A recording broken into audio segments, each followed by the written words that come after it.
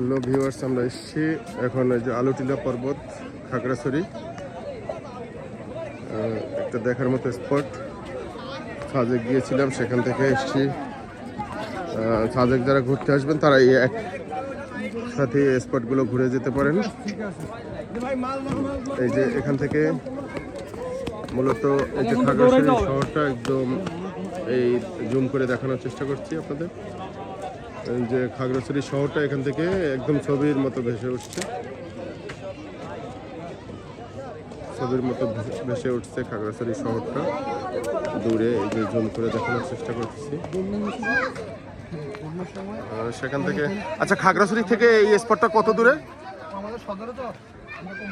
খাগড়াছড়ি থেকে এই স্পটটা এটা কত দূরে, কয় কিলো হবে? 10 কিলো না? খাগড়াছড়ি থেকে 10 কিলো দূরে, খাগড়াছড়ি জেলা সদর থেকে 10 কিলো দূরে এই যে আলুটিলা পর্বত, একটা পর্যটন স্পট।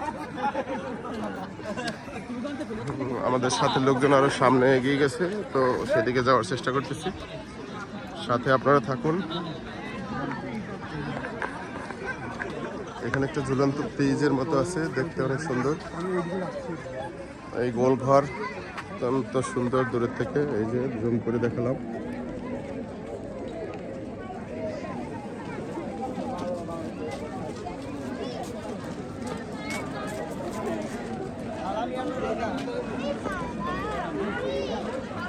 এখানে একটা গোল ঘর, আমরা এসছি যখন থেকে তখন থেকেই এই স্পট, এই জায়গাটা ভিড়, সবাই ছবি তুলছে যার যার মতো করে।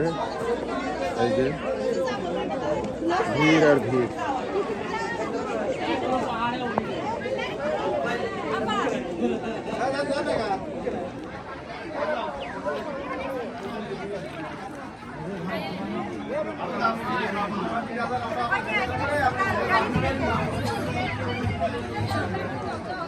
এই যে আলুটিলা কি বলে, জুস কর্নার, এখানে একটা রেস্টুরেন্ট আছে। স্পটটা অনেক ভিড়। এখানে ওই উঁচুতে আর একটা গোলঘর জাতীয় আছে। আলুটিলা পর্বতটা কোন থেকে মূলত? এই রাস্তা না এই রাস্তা? এইটাই তো আলুটিলা শুরু হলো এখান থেকে, আমরা এখান থেকে সুরঙ্গ পথটা ঘুরেটা।